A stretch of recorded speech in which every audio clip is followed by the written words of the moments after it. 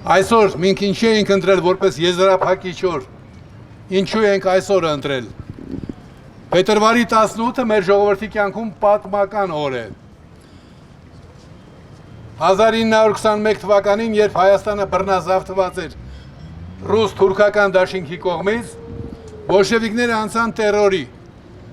Դաշնակցական իշխանությունը փորձելով ելք գտնել իրավիճակից, իշխանությունը հանձնել էր բոլշևիկներին, բայց իշխանությունը ստանալով չէին գոհացել բոլշևիկները եւ որոշել էին Հայաստանում նույնպես քաղաքացիական պատերազմ սադրել։ Հայ մարդը Հայաստանի քաղաքացին չդիմացավ այս խայտառակությանը եւ չնայած դաշնակցական ղեկավարները, կրկնում եմ, փորձելով մի լուծում գտնել, ասում էին, որ իմաստ չունի, ապստամբեցին եւ ազատագրեցին Հայաստանը մաս առ մաս։ Փետրվարի 18-ին մտան Երևան։ Երևանի բանտերից փրկեցին բոլոր կանոնավորված մտավորականներին։ Դա մեծ երևույթ էր։ Հետագայում այդ երևույթը, այսինքն կոմունիստական բռնապետության դեմ հաջող ապստամբություն կազմակերպելու եւ հաջողության հասնելու երևույթը դարձավ մեզ համար փարոսի նման մի բան։ Բոլոր նրանք, ովքեր անկախ Հայաստանի համար էին պայքարում, հիշում էին, որ շատ ավելի դժնդակ պայմաններում, թեկուզ կարճ ժամանակով հաջողվել էր վերականգնել պետականությունը։ Եվ որպեսզի մենք Աստվածաշնչով է տրված, հաջողության հասնենք որպես ազգ, պիտի պատվենք մեր մեծերին, մեր մեծերի մանավանդ դրական արարքները փորձենք կրկնել։ Դրանից ելնելով 1969 թվականի փետրվարի 18-ին, այն ժամանակ ես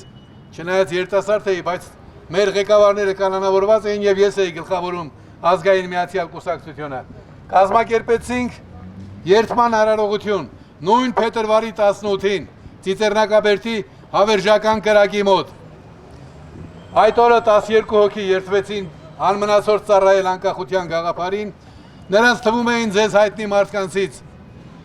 Աշոտ Նավասարդյանն ու Անդրանիկ Մարգարյանը։ Այսօր մենք այստեղ եզրափակիչ ուզում եմ հասկանալ, թե ինչու ենք այսօր ընտրել,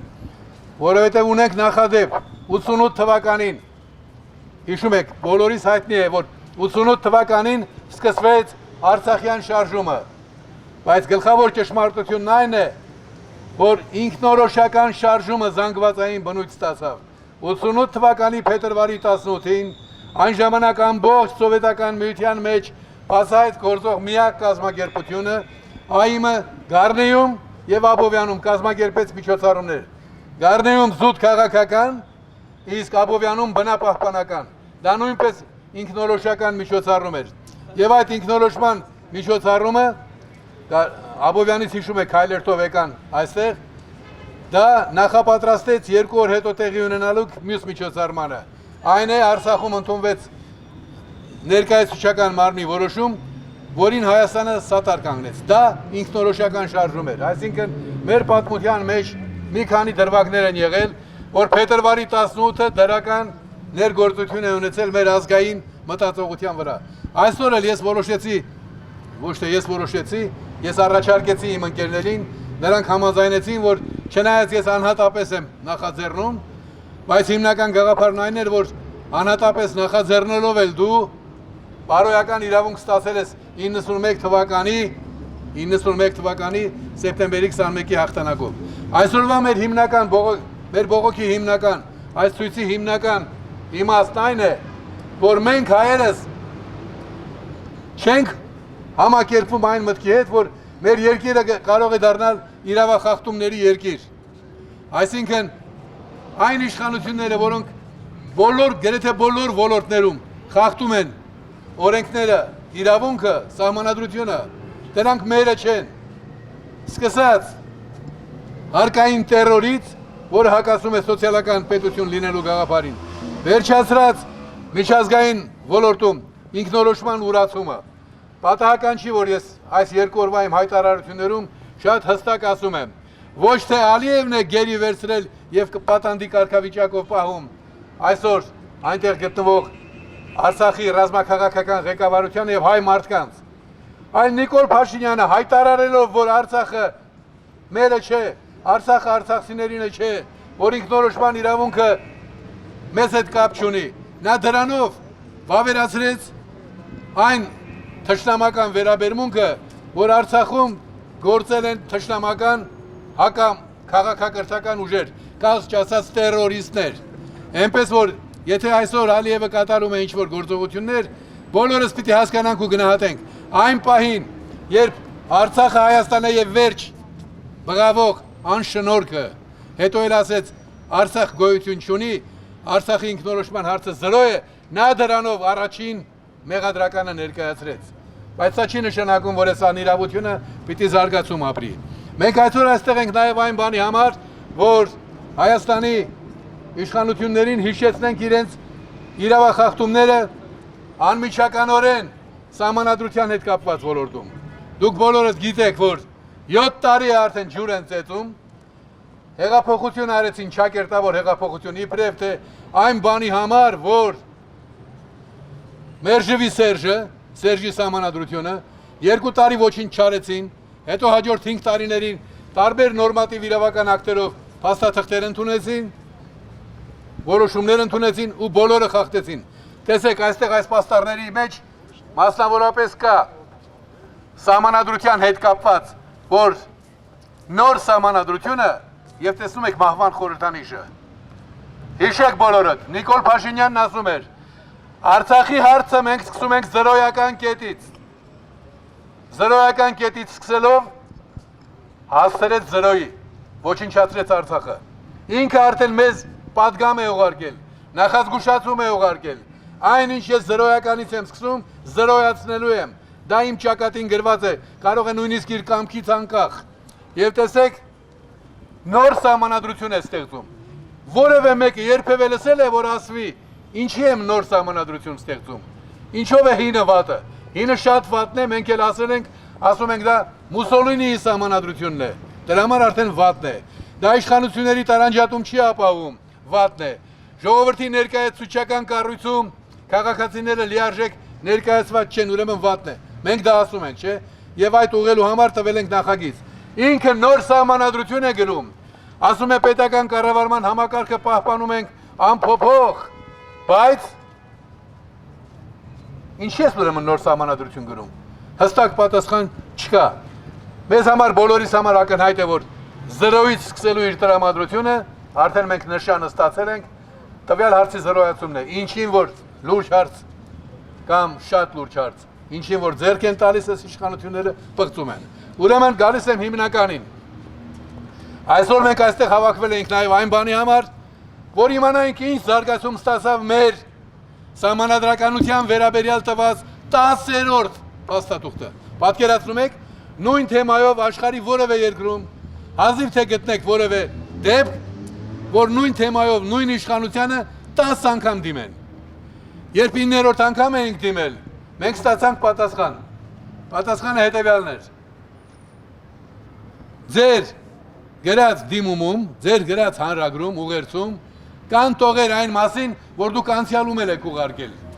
Մենք ուղարկել ենք նախագիծ, փոխանակ նախագիծը քննարկեն, նրանք ասում են, դուք մոռացել եք նշել օրը, չեք նշել այն օրերը թե երբ եք ուղարկել։ Հետևաբար դրանով ավարտվում է, բայց ձեզ նախագիծ ենք տվել։ Դրանից հետո մենք ներկայացրենք մեկ այլ նախագիծ։ Այսինքն մեկ այլ հանրագիր, ներողություն, նույն նախագծերով, հայեցակարգ եւ սահմանադրության, բարեփոխված սահմանադրության նախագիծ։ Մենք ոչ ամբարտավան ենք, ոչ էլ ապուշ, որ զրոյի սկսենք։ Ցանկացած կարգին մարդ, երբ իր հայրական տանը ուզում է փոփոխություն կատարել, իր հայրական տունը քարուքանջ չի անում։ Հայրական տանեն անկատար մասերը վերանորոգում է, կարգի է բերում։ Սա ասում է, ինձնից առաջ ինչ որ արել է նաև իմ քաղաքական հայր Լևոն Տեր-Պետրոսյանը։ Դա զրոյացնելու եմ։ Հիշեցնեմ, որ 98 թվականին, անցյալ տարի, երբ ես գլխավորում էի սահմանադրական բարեփոխումների հանձնաժողովը, այն ժամանակ ես մի հարց էի դրել. սխալ հոդվածները փոխել, բայց ամբողջությանը ձեռք չտալ, որովհետև ինչքան էլ որ վատ էինք իրար հետ քաղաքական տեսակետից համերաշխ չէինք, բնական է, մենք այլ պատկերացումներ ունեինք։ Նույնիսկ Լևոն Տեր-Պետրոսյանին սև դրոշներով էինք դիմավորել, այս կողքի փողոցը ամբողջությամբ սև դրոշներով էր լի իր երթմնակալության օրը, այն աստիճանի, որ կես ժամ խոսել չէր կարողանում։ Մենք ասում էինք, որ սկսվեց մեր ժողովրդի չար ժամանակը, բայց նրանք աշխատանք էին կատարել, մենք էլ հետները։ Ունեինք սահմանադրություն եւ եղածը ուզում էինք բարելավել։ Ինչևէ, գալով այդ մեր նախորդ փետրվարի 6-ին տրված փաստաթղթին ես միայն մի դրույթ նշեմ, այստեղ մենք ուրիշ որևէ հիմնավորում չենք տալիս, որպես իրենք կարճելու տեղ չունենան եւ ասում ենք. Նիկոլ Փաշինյան, սա այլ ընտրանք է։ Միթե դու չգիտես, որ երբ որևէ հարց քննարկում ես եւ կա նաեւ այլ ընտրանք, այդ այլ ընտրանքը նպաստում է, որ դու լավագույն արդյունքին հասնես, լավագույն լուծումը գտնես։ Դրա համար մի անգամ էլ ենք քեզ ուղարկում։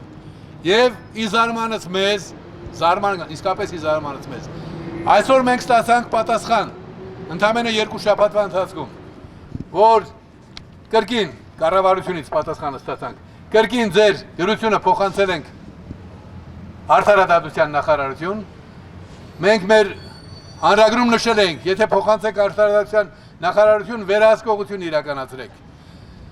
Հետո Արդարադատության նախարարությունից ենք ստանում պատասխան։ Պատասխանին խնդրում եմ ուշադրություն դարձնել։ Առաջին անգամ, այսինքն 10 անգամ դիմելուց հետո, մենք ստանում ենք մարդավայել եւ տրամաբանական թվացող գոնե պատասխան, բայց հակաօրինական, այնուամենայնիվ։ Այստեղ ասվում է, ձեր ուղարկած նախագծերը հայեցակարգի եւ սահմանադրական բարեփոխումների մենք նկատի կունենանք մեր սահմանադրական փոփոխությունների կամ նոր սահմանադրության խորհուրդը նկատի կունենա իր աշխատանքներում։ Բայց կա կուսակցությունների մասին սահմանադրական օրենք, որի 21-րդ հոդվածում չի ասված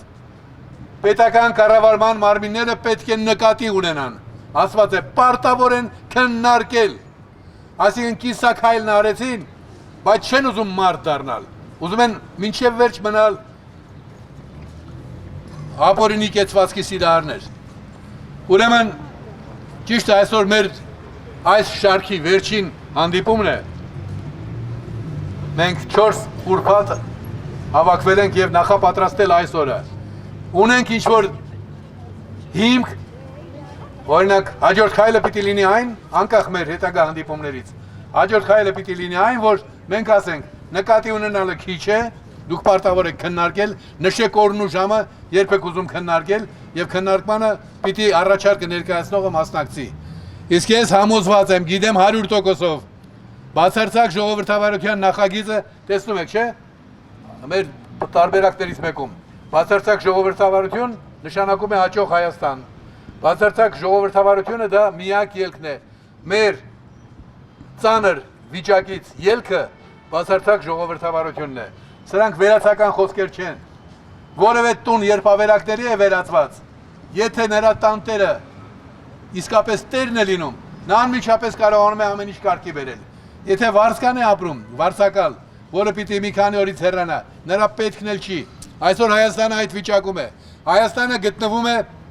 նրանց ձեռքին, որոնք այնպիսի մարդկանց ձեռքին, որոնք Հայաստանին նայում են խոպան, եկել են խոպան փող շինելու տարբեր նպատակներով եւ ձեր հերներ անիծած։ Եվ այստեղ հիմնական լուծումը, գլխավոր լուծումը քաղաքացուն երկրի տերը դարձնելն է։ Ասեմ, որ հրաշք է սա։ Հրաշքի պես մի բան է, որ մեզ հայերիս է տրված այդ լուծումը, ամբողջ աշխարհն է դրան կարոտ։ Եվ Նիկոլ Փաշինյանին գրած վերջին գրության մեջ մենք ասում ենք՝ մի մոռացիր։ Ուրեմն մինչդեռ եթե ընդունվի այդ տարբերակը, ապա նրա ընդունումից հետո Հայաստանը կդառնա աշխարհի ամենաժողովրդավարական պետական համակարգն ունեցող երկիրը, ինչը իր հերթին քաղաքակրթական ներդրում կլինի։ Հասկանում եք, մենք քաղաքակրթական ներդրում հայերս 301 թվականից հետո չենք ունեցել։ Ընդհանրական ազգային քաղաքակրթական ներդրում էր պետականորեն քրիստոնեություն ընդունելը։ Այսօր քրիստոնեությունը ժամանակակից քաղաքակրթության հիմքում է, ավելի ճիշտ քրիստոնեական արժեքային համակարգը։ Հիմա այդ նույն արժեհամակարգի վրա մեզ հաջողվել է գտնել լուծում, որ ներկայացուցչական մարմնում ոչ թե ինչ-որ տոկոսների համար վիճեն, այլ ամեն մարդ, ով որ մասնակցում է հետո պարլամենտի աշխատանքների ընթացքում տեսնի, այս էլ իմ ձայնը քվեարկվեց։ Ինչևէ, դրա մասին շատ է խոսվել, ու էլի խոսենք։ Այսօր նաև զեկուցում ունեմ ես քիչ հեռու պիտի լինի կլոր սեղան, ընդգրկուն կլոր սեղան, որտեղ քննարկվելու է անվտանգային հարցերից բացի Գուրգեն Սիմոնյանի նախաձեռնությունն է։ Առանձին բաժնով պիտի քննարկվի սահմանադրության հարցը, մենք մեր աշխատանքները պարտավոր ենք շարունակել։ Ես ուզում եմ խոսքս ամփոփելուց առաջ ասել, որ շատերին կարող է խորտ թվալ, որ ես ինձ բարոյական իրավունք եմ վերապահում այսօր անհատապես մարդկանց հրավիրելու միջոցառման, բայց դա ոչ թե իրավունքի հարց է, դա պարտավորության հարց է։ Այս ժողովուրդը հավատալով մասնավորապես ինձ 1991 թվականին քվեարկեց անկախություն հանրաքվեի ճանապարհով իմ ծրագրի համար։ Այդ ծրագիրը կյանքի կոչելու համար ես գրեթե 2 տասնամյակ բռնադատված էի։ Երախտապարտ եմ այն ընկերներիս, որ եղել են իմ կողքին երկար տարիներ, մեկը 3 տարով, մեկը 5 տարով, մեկը 3 ամսով, դրանք բոլորը նման էին փոխանցվածքի մասնակցող մարզիկների։ Այդ հատվածից հետո իրենք ինչով էին զբաղվում, իրենց գործն է։ Բայց իրենք իրենցից կախված արեցին, որ մենք ունենանք սեպտեմբերի 21։ Եվ եթե ես այսօր լսեի շատերին, որ ուզում են ինձ ծերացած պատկերացնել, ասում են լավ, էլի քո հանգստանալու ժամանակն է, դա նշանակում է ես պարտքի ու պատասխանատվության զգացումից ինքս ինձ կզրկեի։ Այն մարդիկ, որ ինձ հավատալով 2.400.000 մարդ ժամանակին այո են ասել անկախությանը, այսօր ասում են սա էր անկախությունը։ Ոչ, սա մեր թշնամիների մեզ պարտադրած իրավիճակն է, որից ելքը, կրկնում եմ, բացարձակ ժողովրդավարության սահմանադրության ընդունումն է։ Ավելի ճիշտ դա էլ մոռանանք։ Ելքը այն է, որ քաղաքացին իրապես առարկայորեն դառնա իր ճակատագրի տերը։ Դուք տեսնում եք, որ մեր այս ոչ իրավախախտումներին պաստառները իրենց բովանդակությունը ընդարձակել են եւ մենք տեսնում ենք, որ սկսված հարկային տերորից նաև տեսեք նոր սահմանադրություն մահ է խորհրդանշում։ Ինքնորոշման ժխտում դա նշանակում է գենոցիդ։ Այս ամեն պաստառ մի հսկայական զեկույցի նյութ է։ Քաղաքականավորների արկայություն դա մեծագույն չարիքն է, որ որևէ ժողովուրդ կարող է ունենալ։ Խոսքի համար մարդու բանտ տանել։ Հայ առաքելական եկեղեցու նկատմամբ սկսած ոտնձգությունները, վարչապետ ես կամ նախարար ես, դու հնարավորություն ունեիր գալու խոսելու պատասխանատուների հետ, նույնիսկ վեհապարի հետ, վեհապարտեր, չգիտեմ ինչպես է պատահել, ինչպես անենք, որ խոցելի տեղեր չունենա մեր եկեղեցին։ Սա այնպիսի բան է, որ առողջ, ոչ քինախնդիր, ոչ հետին նկատառումներ ունեցող ցանկացած ոգ կաներ այլ ձևով։ Իսկ այստեղ ըստ էության պատերազմ է հայտարարված եւ մեր ռազմագերիները, պատանները դրանք խորհրդանիշն են, դրանք ցույց են տալիս, որ մեր դեմ, հայ ժողովրդի դեմ Նիկոլ Փաշինյանն ու իր մերձավորները աշխատում են ձեռք-ձեռքի բռնած Ալիևի եւ Էրդողանի հետ։ Սա մեծագույն ողբերգությունն է, որ որևէ հայ կարող էր զգալ, բայց մենք չպետք է հուսահատվենք, հասկանանք, որ նույնիսկ մեկ մարդ, հիշում եք, չէ՞, եթե մանանեխի հատիկի չափ հավատ ունենաս, դու կարող ես Սարին ասել գնա ընկի ձորը եւ կընկնի։ Նույնիսկ մեկ մարդը կարող է ինչ-որ բան փոխել մեր ժողովրդի կյանքում։ Եղել է չէ՞ այդպես։ Գևորգ Կաթողիկոսը 1918 թվականին, երբ բոլորը ասում էին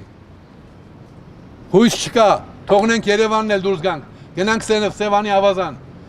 Գևորգ Կաթողիկոսն ասեց, ինչ ուզում եք արեք, ես մենակս կմնամ կկռվեմ Էջմիածնում ու կզոհվեմ որպես զինվոր։ Էնպես որ ամեն մեկը ներկաներից բոլորից շնորհակալ եմ, որ այսօր այստեղ եք, մեզ հետ եք։ Ցավում եմ նրանց համար, քիչ առաջ մեկն ասեց, բայց դուք շատ խիստ բան ասացիք, ով որ չի ուզում իր բողոքն արտահայտել, միայն տանն է փնթփնթում, նա ուրեմն Նիկոլի հետ է։ Եթե բողոք ունես, մի բան կազմակերպի, ես էլ գամ միանամ։ Դու չես կազմակերպում, ես եմ կազմակերպել։ Դե արի դու միացի։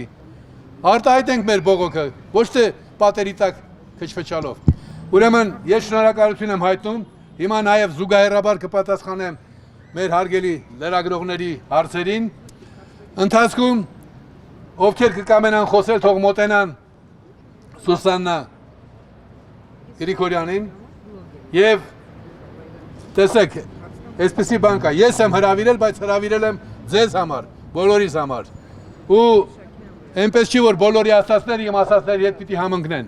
բայց ազատ խոսքը իրավունքը բարձրագույն իրավունքն է։ Ինքնորոշումը սկսվում է գաղափարը ունենալուց եւ հետո այդ գաղափարը կյանքի կոչելուց։ Իսկ ինքնորոշումը հիմքերի հիմքն է։ Պատահական չի որ ես դրել եմ ազգային ինքնորոշում միավորում այն կազմակերպության անունը, որը գալիս էր 60-ական թվականներից եւ սովետական միությանը ողջ տարածքում առաջինն էր որ բաց ճակատով հանդես եկավ։ Պարոն Հայրիկյան, անցնենք հարցերին, ինչ եք պատրաստվում անել այս ամենից հետո, դուք տևական ժամանակ այստեղ կառավարության շենքի դիմաց ակցիաներ եք իրականացրել, նամակներ եք փոխանցել տարբեր գերատեսչությունների եւ նշեցիք էլ, որ այս անգամ պատասխան եք ստացել։ Խնդրում եմ հաջորդիվ քայլերի մասին նշել։ Հարցը հետեւյալն է, թե մենք ինչ ենք ծրագրում անել այսուհետև, այս ամենից հետո, որովհետեւ ակնհայտ է, որ մենք տևականորեն ճիշտ է ընդմիջումներով, բայց միջոցառումներ են գործադրել։ Ես մի փոքր դրա մասին խոսեցի, եթե այմ նախագահությունը այն կազմակերպությունը, որի հետ ես հիմնականում աշխատում եմ, հավանություն էր տվել իմ անձնական նախաձեռնությանը, բայց այդ բնույթի խնդիրների լուծումը ես ինքնուրույն ինձ թույլ չեմ տա, որովհետև եթե փորձ ունես, այդ փորձը քեզ ստիպում է քննարկել մարդկանց հետ, մանավանդ մարդկանց հետ, ում հետ աշխատում ես։ Նույնիսկ դրանք կարող են լինել ընդամենը 2 օր առաջ մեզ միացած մարդիկ, բայց մենք սիրում ենք քննարկել։ Հստակ մոտեցում մենք չունենք, մեր ռազմավարական մոտեցումը մնում է նույնը, ազատ անկախ Հայաստանին, հիշում եք, անկախ Հայաստան մասը միջազգային իրավունքի ենթակա դառնալու իրականացրել ենք, բայց ազատ Հայաստանի մասը դեռ ընթացքի մեջ է։ Եվ մեր գլխավոր նպատակն է շարունակել գործողությունները։ Հիմա այս շարքը մենք ավարտեցինք, սակայն տեսնում եք, ավարտեցինք արդեն նոր փուլով։ Վերջապես իշխանությունները հայտարարեցին, որ իրենց պարտավոր են զգում նկատի առնել մեր առաջարկները։ Չեն ասում սխալ է, չենք ընդունում, նկատի կունենանք։ Հիմա մենք մի քիչ էլ պիտի իրենց բացատրենք, որ ձեր նկատի ունենալը նշանակում է խախտել օրենք։ Կա կուսակցությունների մասին սահմանադրական օրենք, որում ասում է ժողովրդավարությունը երաշխավորվում է միայն 21-րդ հոդվածով։ Ուրեմն մենք առաջիկայում մի փոքր դադար գտանք, որպեսզի նաև կարծիքները ունենք դաշնակիցներ, այսօր էլ լուրջ հանդիպում ունենք կլոր սեղան ազգային համագործակցության։ Տեսնենք թե իրենք ինչ եզրակացություն կանեն։ Այսօր այդ քաղաքական ուժերից որոշները ուզում էին մասնակցել։ Օրինակ ինչ քաղաքական ուժերի մասին է խոսքը։ Ամեն մեկը իրենց մասին կասի։ Օրինակ կոնկրետ ասեմ, որ պիտի այստեղ լինեին, լավ, ես չեմ սիրում ուրիշների անունները տալ, ես նկատել եք ավելի շատ իմ մասին եմ խոսում։ Հետաքրքիր է ամեն։ Հայաստանի աջակողմյան ազգային ուղղվածության ժողովրդավարությունը կարևորագույն նպատակ հայտարարած ուժերը։ Մենք գիտեք այս հարցում 16 քաղաքական ուժերի հետ համաձայնություն ունենք, բայց դրանց մեջ կան նաև գաղափարական այլ հարցերում մեզ հետ լուրջ տարաձայնություններ ունեցող կազմակերպություններ։ Այդ մանր խնդիրներին ես չեմ անդրադառնա։ Նրանք ովքեր կամենան եթերով էլ կասեն իրենց դիրքորոշումը, բայց այդ 16 քաղաքական ուժերը իրար հետ այնքան խորը տարաձայնություններ ունեն, որ հրապարակավ չեն ուզում հանդես գալ։ Դա ինձ չի անհանգստացնում։ Այդ փուլը մենք կհաղթարենք։ Շնորհակալ եմ, որ դուք ներկա եք այստեղ եւ էլի հարց կա։ Այո, դուք նշում եք, որ եթե մանանեխի հատիկի չափով հավատ ունենան քաղաքացիները, ապա ամեն բան կփոխվի, բայց անցյալ տարվա ձեր այս ժամանակահատվածում կազմակերպած բողոքի ակցիաները ցույց են տվել, որ ավելի շատ էին անցյալ տարի, քան այս տարի։ Ինչու՞մն է խնդիրը, որ այս տարի ավելի քիչ են մարդիկ, քան Ես չեմ հիշում, որ մենք անցյալ տարի ավելի մեծ միջոցառումներ արած լինենք, գոնե բովանդակային առումով, բայց Օրիորդ Սրապյանյանը հարցնում է, ինչու են հիմա ավելի քիչ, քան անցյալում։ Երևի անցյալում այմն է կազմակերպել, իսկ այս տարի ես ինքս անհատապես եմ հանդես գալիս, ես դրան նշանակություն չեմ տալիս։ Ինչ վերաբերում է անհատը կարող է, դրանք իմ խոսքերը չեն։ Դա Աստվածաշնչից մեջ վերած խոսքեր եւ Հիսուս Քրիստոսն է ասում, հետեւաբար գիտեք, շատ հեշտ է, երբ դու ունես ուսուցիչ,